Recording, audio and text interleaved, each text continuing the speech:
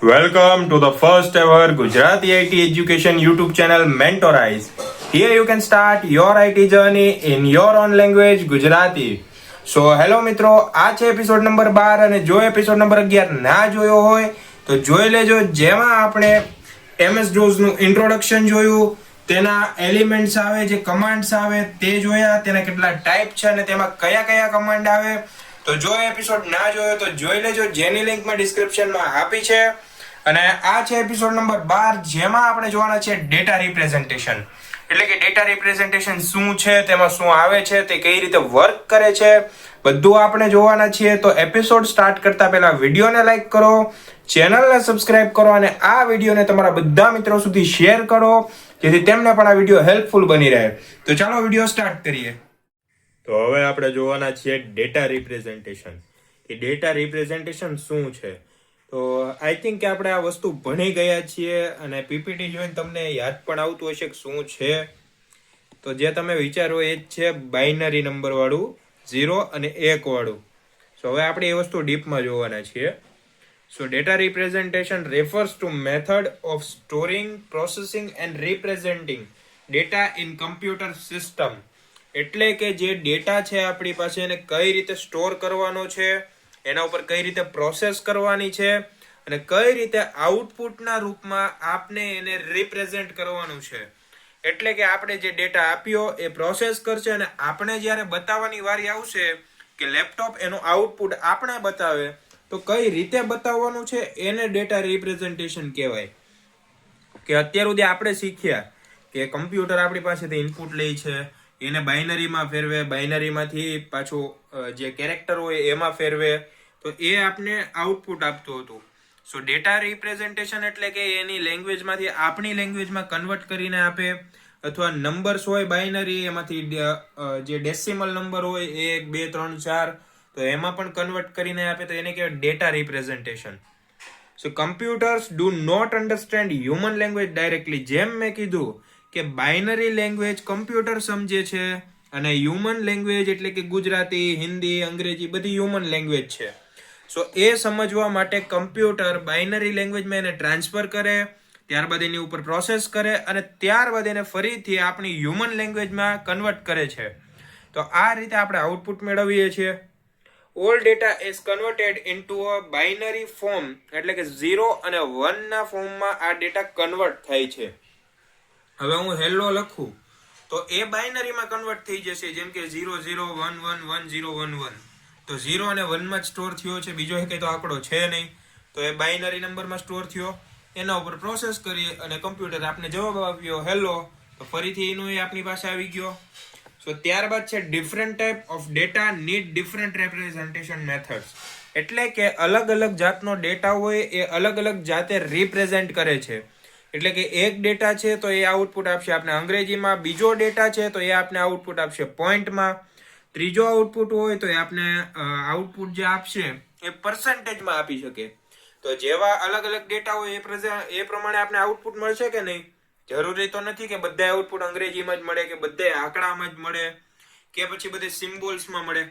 જેવો ડેટા એવો આઉટપુટ, જૈસા બોઓગે વૈસા કાટોગે, એના જેવું છે. સો એક્ઝામ્પલ ઓફ ડેટા રિપ્રેઝન્ટેશન, કે હવે આના એક્ઝામ્પલ આપીએ કે કેવા કેવા રિપ્રેઝન્ટેશન મળે, આપણે આઉટપુટ મળે. સો પહેલું છે નંબર્સ, એટલે કે આંકડામાં મળે. કેરેક્ટર્સ એટલે કે આલ્ફાબેટ્સ, એટલે કે ABCD એમાં મળે અથવા એના વર્ડ્સમાં મળે. ત્યારબાદ છે ઇમેજ, એટલે કે અમુક ચિત્રો મળે. પછી ઓડિયો, વિડીયો, એ બધું અલગ અલગ રીતે ડેટા રિપ્રેઝન્ટ થાય છે.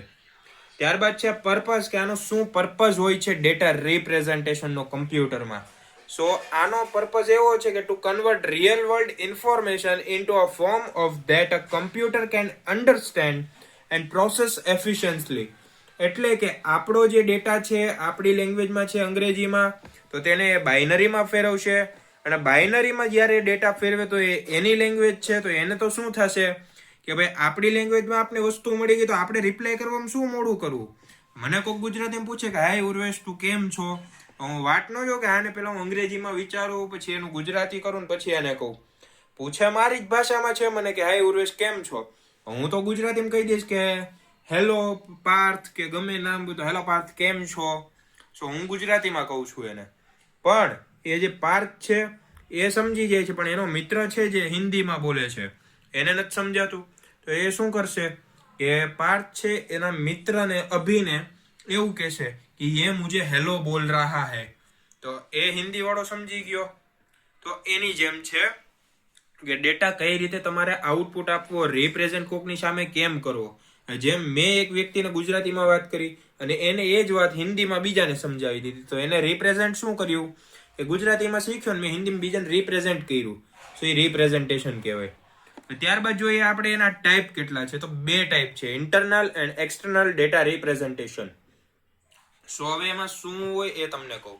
હવે જે ઇન્ટરનલ ડેટા છે, નામ સાંભળતા તમને ખબર પડી જાય કે વિષય જ કમ્પ્યુટરનો છે આ, તો ઇન્ટરનલ કોના માટે વપરાય અહીંયા? કમ્પ્યુટર માટે, કેમ કે એનો વિષય છે તો એનો ઇન્ટરનલ જોવાનું ને, એની અંદર શું છે.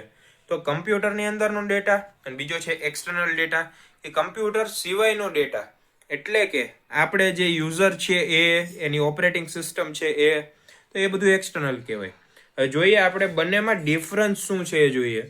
સો પહેલું છે કે બાઇનરી ફોર્મેટમાં ઇન્ટરનલ ડેટા આવે, કે કમ્પ્યુટરની અંદરનો જે ડેટા હોય પ્રોસેસ કરે તો ત્યારે 0 1 1 1 0 0 એવી પ્રોસેસ હાલતી હોય કમ્પ્યુટરમાં, આપણે એ નો દેખાય. ઓકે, પણ જો બીજો એક્સટર્નલ ડેટા છે હ્યુમન રીડેબલ ફોર્મેટમાં છે, એટલે કે આપણે વાંચી શકીએ. હવે એને એમ કીધું 0 0 1 1 1 1 0 0, સો આપને શું દેખાશે? હેલો ઉર્વેશ, એટલું મને કીધું.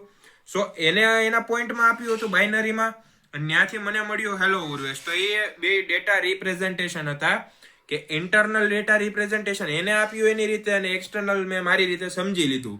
તો વચ્ચે તો ઓએસ એને મદદ કરી. ત્યારબાદ છે કે internal data representation is machine understandable, કે મશીન એ વસ્તુને સમજી શકે છે, હ્યુમન નથી સમજી શકતો. કેમ? કારણ કે 0 અને 1 એ બાઇનરી લેંગ્વેજ છે જે હ્યુમન નથી સમજી શકતો, પણ મશીન ઇઝીલી સમજી જાય છે. તો બાઇનરી લેંગ્વેજ મશીન માટે સુટેબલ છે, આપણા માટે નહીં. પણ એની જો અપોઝિટ જોઈએ તો યુઝર અન્ડરસ્ટુડેબલ એક્સટર્નલ ડેટા, એટલે કે જે બહાર ડેટા આપને આઉટપુટ મળે છે એ બાઇનરીમાંથી ઇંગ્લિશમાં કન્વર્ટ થઈને આપને શો કરે છે. સો એ આપણે રીડ કરી શકીએ છીએ, યુઝર છીએ આપણે, એટલે અન્ડરસ્ટેન્ડ કરી શકીએ એને. સો જે આઉટપુટ મળે એક્સટર્નલ ડેટા રિપ્રેઝન્ટેશન થાય એ આપણી લેંગ્વેજમાં થાય છે. હવે છે ઇન્ટરનલ ડેટા રિપ્રેઝન્ટેશન, એટલે કે સ્ટોર્ડ ઇન મેમરી, કે આ ડેટા હોય છે કમ્પ્યુટરનો ડેટા 0 1 0 1, તો એ કમ્પ્યુટરની મેમરીમાં સ્ટોર થવાનો છે. પણ જે બીજો ડેટા છે એક્સટર્નલ ડેટા રિપ્રેઝન્ટેશન, એટલે કે યુઝ ફોર ઇનપુટ આઉટપુટ. સો આમાં જે ડેટા જશે સો એ આપણે ઇનપુટ કરીએ છીએ, અને જે આપને આઉટપુટ મળશે, કારણ કે આપણે ઇનપુટ કર્યું કે પ્રોસેસ થઈને પછી આપને જ આઉટપુટ મળવાનું, તો આપણે ઇનપુટ આઉટપુટ કરીએ, પણ કમ્પ્યુટરને તો એ મેમરી સ્ટોર રાખવી પડે. એનામાં સ્ટોર રાખવી પડે તો જગ્યાએ ખાય. તો આપણે જગ્યા નથી ખાતા, આપણે ખાલી કામ કરીએ છીએ, ઇનપુટ આઉટપુટ આપીએ છીએ. પછી ઇન્ટરનલ ડેટા રિપ્રેઝન્ટેશન. સો હવે ઇન્ટરનલી છે, બાઇનરી છે. સો બાઇનરી એની ભાષા છે કમ્પ્યુટરની, તો હવે એ પોતાનામાં કંઈક આમ ડેટા કામ કરવું હોય છે બહુ ફાસ્ટ જ કરશે ને.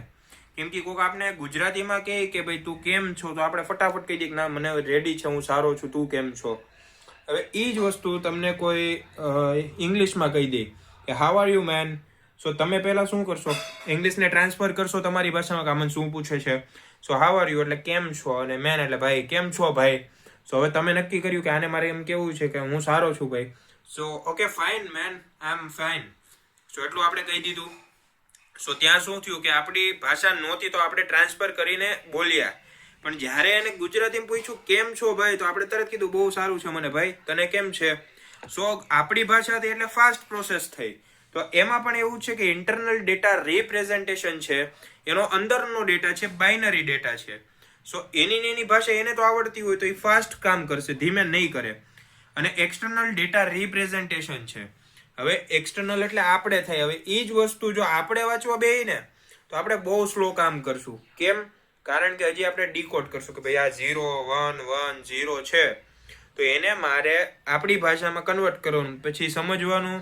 એ જ વસ્તુ મારે કમ્પ્યુટરને પાછું બાઇનરીમાં લખીને આપવાનું, આખું પાછું ઇનપુટ કરું, એ પ્રોસેસ કરે તો વાર લાગે. તો સ્લો પ્રોસેસ કહેવાય આપણા માટે, તો એક્સટર્નલમાં સ્લો પ્રોસેસ થશે. હવે ઇન્ટરનલ ડેટા રિપ્રેઝન્ટેશનમાં નોટ રીડેબલ બાય હ્યુમન્સ, કે માણસો વાંચી નથી શકતા, ખાલી કમ્પ્યુટર વાંચી શકે. કારણ કે ભાષા જ કમ્પ્યુટરની છે, માણસો થોડા વાંચે કાંઈ. અને એક્સટર્નલ ડેટા રિપ્રેઝન્ટેશન છે ઇઝી ટુ રીડ. હવે આપણી ભાષા હોય, આઉટપુટ આપણે આપણી ભાષામાં મળે તો આપણે વાંચી શકીએ કે ન વાંચી શકીએ? વાંચી શકીએ ને. તો આપણી ભાષા હોય આપણે વાંચી શકીએ અને કમ્પ્યુટરની ભાષા એ વાંચી શકે, તો એને કહેવાય ડેટા રિપ્રેઝન્ટેશન. સો આ હતું ડેટા રિપ્રેઝન્ટેશન, એના બે ટાઈપ અને એનો ડિફરન્સિએશન.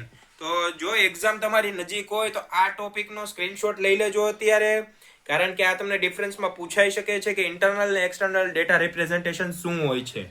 આનો સ્ક્રીનશોટ લઈ લ્યો અને આના પછીનું જે હતું એનો પણ લઈ લ્યો જો તમને યાદ ના રહેતું હોય તો. સો હવે આપણે મળશું નેક્સ્ટ વિડીયોમાં, અને આ વિડીયોને લાઈક કરો, ચેનલને સબસ્ક્રાઇબ કરો અને આ વિડીયોને તમારા બધા મિત્રો સુધી શેર કરો, જેથી તેમને પણ આ વિડીયો હેલ્પફુલ બની રહે. તો મળીએ નેક્સ્ટ વિડીયોમાં.